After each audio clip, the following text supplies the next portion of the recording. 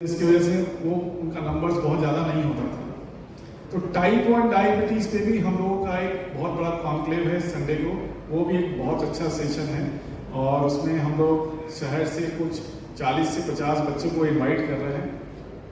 उनको हम लोग उनके माध्यम से हम लोग उनका जागरूकता करने वाले हैं किस तरीके से टाइप 1 डायबिटीज़ का मुख्य इलाज दो ही है, एक इंसुलिन है और एक एजुकेशन है।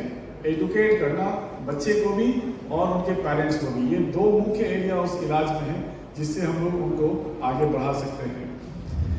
इस कॉन्फ्रेंस में और कुछ मुख्य बातें जो मैं आपको बताना चाहता हूँ। अभी तक हम लोगों ने 400 रजिस्ट्रेशन कर लिया है यहाँ पूरे झारखंड के डॉक्टर्स को। ये एक बहुत अच्छा नंबर है और इसके लिए मैं बहुत बधाई देना चाहता हूँ डॉक्टर अजय छाबड़ा को, और उसके मेहनत से ही ये 400 रजिस्ट्रेशन हो पाया है। और उसके अजय के सोच से हम लोगों ने ये 400 रजिस्ट्रेशन सब फ्री रखा है अपने डॉक्टर्स के लिए, झारखंड के लिए। किसी को भी कोई पैसा जमा नहीं करना पड़ा है। ये भी एक बहुत अच्छी बात है कि हम लोग डॉक्टर्स को जागरूक करने के लिए एक प्लेटफॉर्म पे लाना चाह रहे हैं, क्योंकि आपने सुना कि डायबिटीज़ बहुत तेज़ी से बढ़ रहा है। तो अगर हर एक जिला, जैसे झारखंड में 24 जिला है, 24 जिला या तो 24 जिला में आप देखेंगे हर जगह पे स्पेशलिस्ट नहीं है। अगर आप चतरा जाएंगे, चाहे खूंटी या सिमडेगा जाएंगे, चाहे आप आसपास में आप लातेहार जिला जाएंगे, तो आपको वहाँ पे स्पेशलिस्ट नहीं मिलेंगे। हम लोगों ने क्या किया है, फार्मा कंपनी के माध्यम से और अपने कम्युनिकेशन से उनको सबको इस प्लेटफॉर्म पे लाने का प्रयास किया है। सबको रहने की जगह मुफ्त है, सबको यहाँ पे रजिस्ट्रेशन मुफ्त है और सबको हम लोग कुछ ना कुछ एजुकेशन मटेरियल भी देना चाहते हैं, सो दैट उनमें कुछ जागरूकता बढ़े और डायबिटीज पेशेंट का केयर उनके एरिया में, उनके क्षेत्र में सुधार हो। तो इस पे भी हम लोग इस बार बहुत काम कर रहे हैं और ये एक बहुत बड़ा स्टेप है और मैं बहुत सराहना करता हूँ अजय के लिए कि उसने ये इनिशिएटिव लिया है। और अजय का शुरू से ये था कि डॉक्टर साहब हम लोग ज़्यादा से ज़्यादा लोग को बुलाते हैं और उनको इस कार्यक्रम में सम्मिलित करते हैं।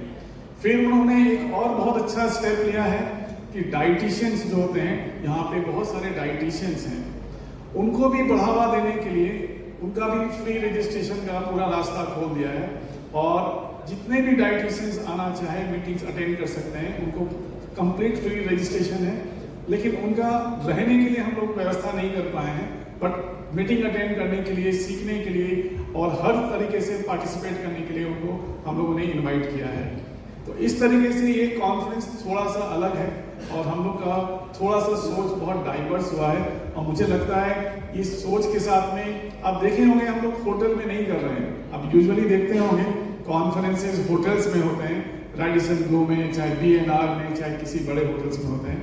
हम लोग होटल्स के बाहर कर रहे हैं सो दैट हम लोग रियल में कॉन्फ्रेंस करें, रियल में एग्जीबिशन करें और खान पान और नाच गाना को बहुत फोकस ना करके एक एजुकेशन को फोकस करके और एक डायबिटीज के बारे में रियल जागरूकता करने का फोकस करके इस मीटिंग को हम लोग सक्सेसफुल बनाने का प्रयास करेंगे। Thank you very much for your time. मैं आपको स्वीट रजिस्ट्री करके है, वहाँ से हम लोगों ने एनरोल किया है। हम लोग के राज्य में टाइप 1 अब कम नहीं है और जितने भी लोग यहाँ बैठे हुए हैं सबके पास में कम से कम 400-500 टाइप 1 बच्चे हैं।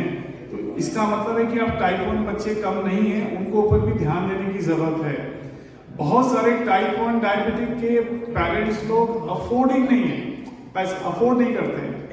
RSSDI के माध्यम से हम लोग हर महीना फ्री इंसुलिन दे रहे हैं, ग्लूकोमीटर दे रहे हैं और ग्लूकोमीटर का स्ट्रिप्स भी दे रहे हैं जो अफोर्ड नहीं करते हैं। और ये रेगुलर दे रहे हैं, मंथली बेसिस पे दे रहे हैं। अभी हमारे पास करीब 96 ऐसे बच्चे हैं जिनको हम लोग हर महीने इंसुलिन दे रहे हैं और हर महीने ग्लूकोमीटर और स्ट्रिप्स दे रहे हैं और उनका चेकअप कर रहे हैं। और हमारे पास 12-13 साल में ऐसे 2 बच्चे बड़े हो गए हैं जिनकी शादी हो गई और उनको बच्चे भी हो गए हैं। तो ये क्या है, ये थोड़ा ये RSSDI की तरफ से ये सपोर्ट जो चालू हुआ है कि कोई भी टाइप 1 डायबिटिक का बच्चा बिना इंसुलिन के उसकी डेथ नहीं होनी चाहिए। ये हम लोग का बहुत बड़ा स्लोगन है और इसको हम लोग हर स्टेट के जितने भी डिस्ट्रिक्ट हैं, हर डॉक्टर के ग्रुप में सर्कुलेट करते हैं कि किसी को भी कोई इंसुलिन की जरूरत हो हम लोगों को खबर करें। लोग आपके साथ में हैं। ऑनरेबल प्राइम मिनिस्टर ने जो आयुष्मान स्टार्ट किया है और अभी 70 साल के ऊपर सबको 5 लाख का फ्री ट्रीटमेंट दे रहे हैं।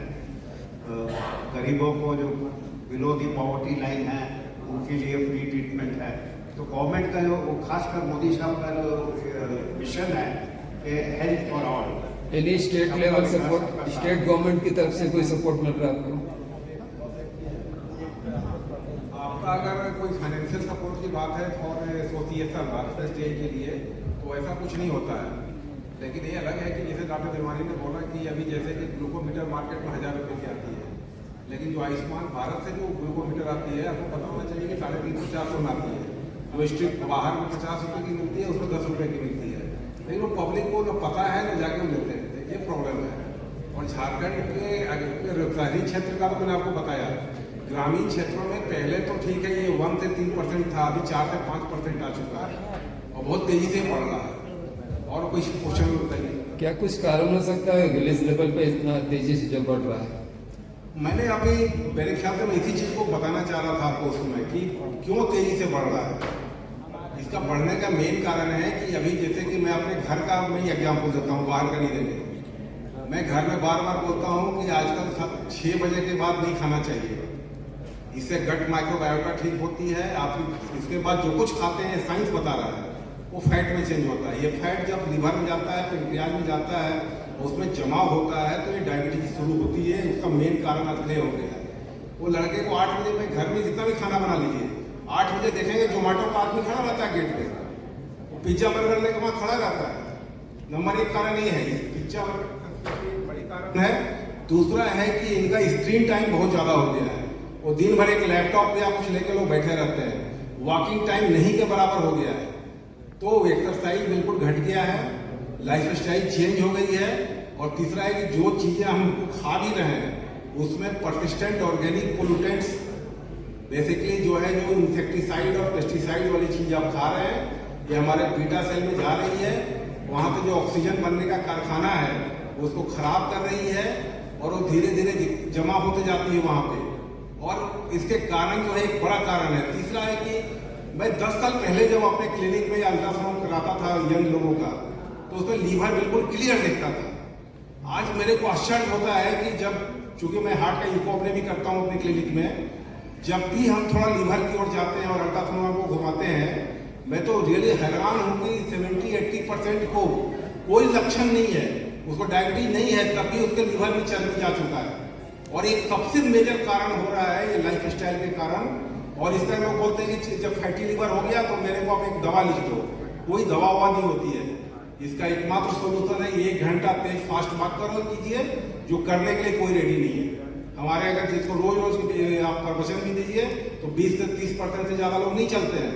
आप अपने घर के आसपास के लोगों का सर्वे करके देख लीजिए। ये मेजर कारण है कि भारत में डायबिटीज बहुत तेजी से बढ़ रहा है और चाइना को ऑलरेडी हम क्रॉस कर चुके हैं। रेट बोला जाए तो 10 से 11% है। देखा जाए तो ये पिछले 3-4 सालों में स्टेबलाइज कर गया है।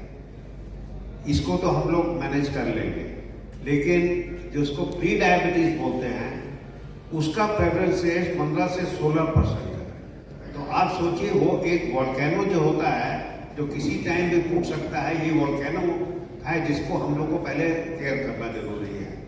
क्योंकि अगर उसको हम लोग नहीं रोकेंगे प्री डायबिटीज को डायबिटीज में कन्वर्ट होने से, तब ये अनदर 5-10 साल के बाद ये बहुत बड़ा बर्डन हो जाएगा, ये डबल हो जाएगा। तब आज अगर 10% है तो तब 20% हो जाएगा, क्योंकि ये 15-16% सब कल को 10 साल के अंदर डायबिटीज में कन्वर्ट हो जाएंगे अगर हमने अभी एक्शन नहीं लिया। ये तो एक एक्शन था।